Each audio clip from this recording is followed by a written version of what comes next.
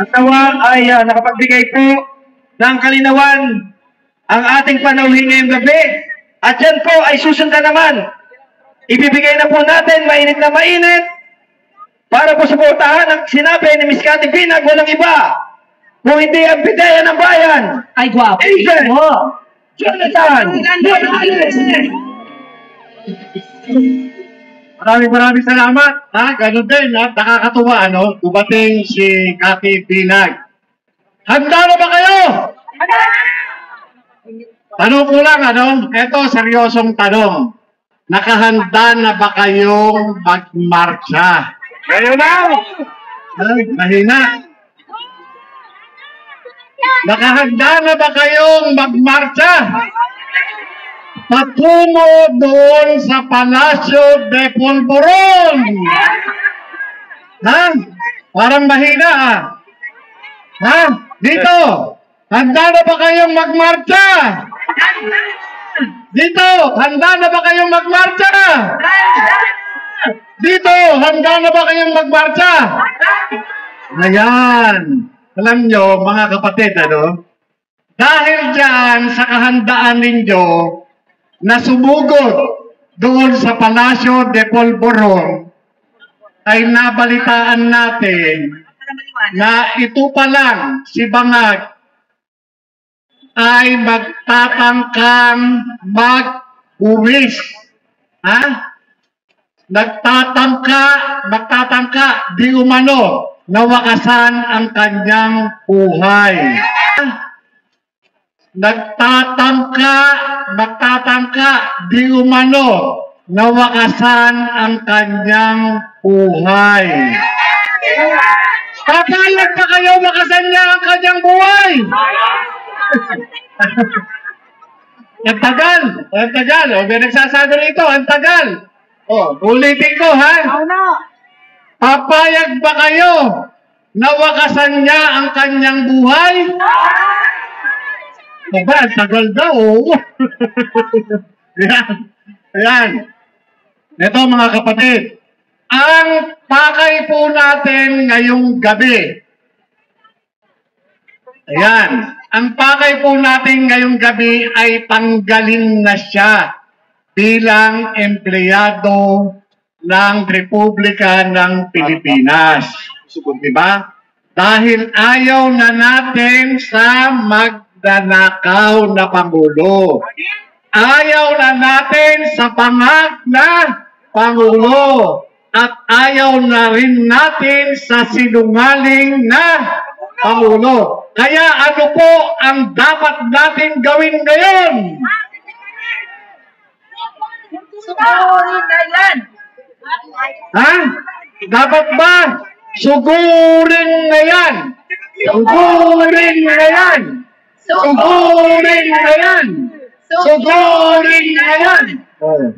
Bakit parang yung iba rito sa kanan, parang ayaw pa nila? Parang mahina yung naririnig ko. Pakinggan natin yung boses nila. Sugurin na yan. Sugurin na yan. Sugurin na yan. Sugurin na yan. Sugurin na yan. Sugurin na yan.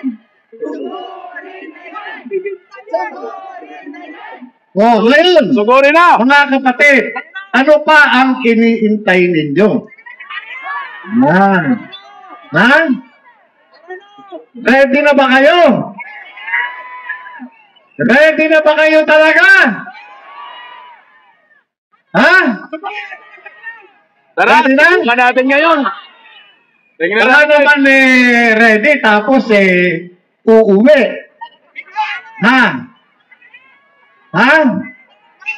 Baka naman ready, tapos uuwi naman.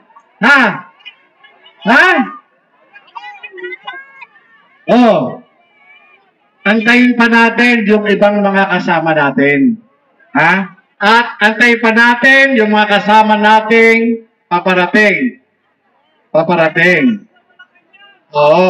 Antayin pa natin. At kapag nakamit na natin yung sapat na bilang, tayo po ay sama-sama natutungo doon sa Palasyo del Polvoron.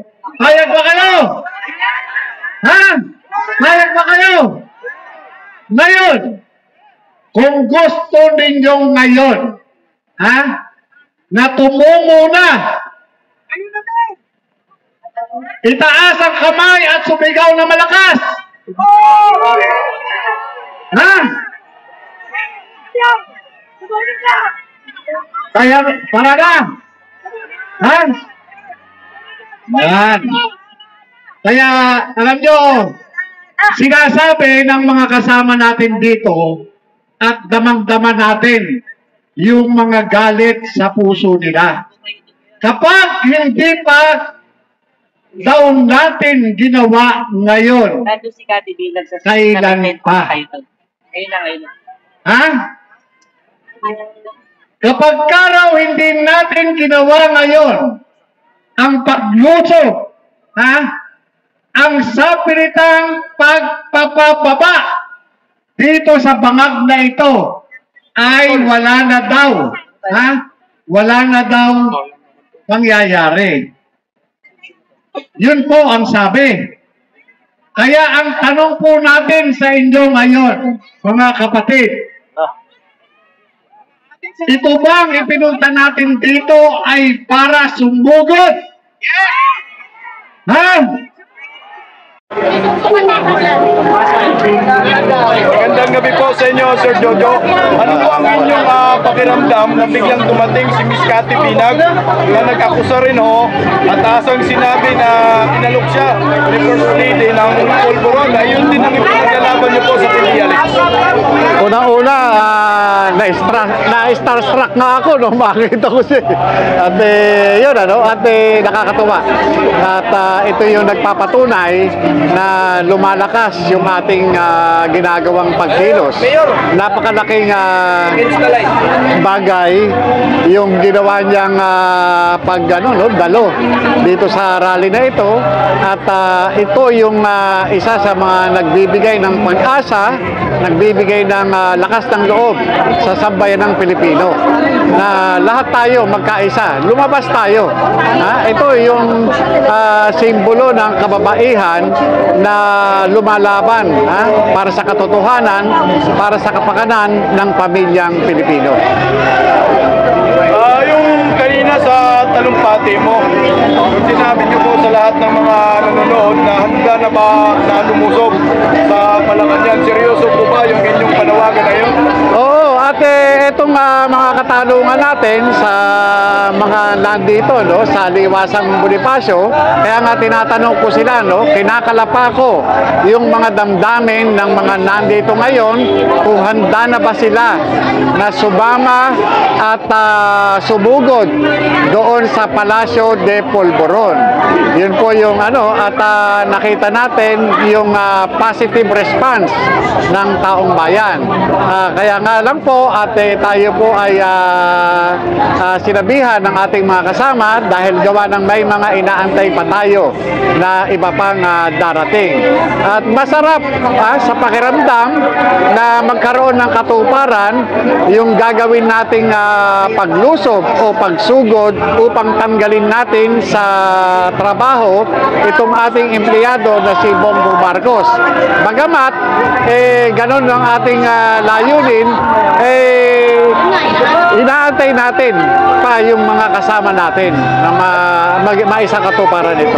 Ano po yung inyong komento dito na sabi ng PNP nakakasuhan ng sedition yung mga nagrally sa Liwasang Bonifacio? Ay yung mga yung mga sinasabi nila nakakasuhan ng sedition, yung mga bahala sila. Basta tayo patuloy lamang itong ginagawa natin at ito ay hindi natin hinahangad na pabaksakin ng gobyerno. Ang inaano natin dito ay tanggalin itong empleyado na nagmalibis doon sa kanyang tungkulin, sa pagiging magnanakaw, sa pagiging bangag at pagiging maging sinungaling. Manawagan po sa maraming Pilipino. Patuloy kaming nananawagan sa inyo na kayo ay magsilabas. Ha? At sama-sama po tayo na kumilos upang itong bangag, sinungaling at magnanakaw na Pangulo ay tuluyan ng lumayas sa palasyo. Maraming salamat po. Thank you so much.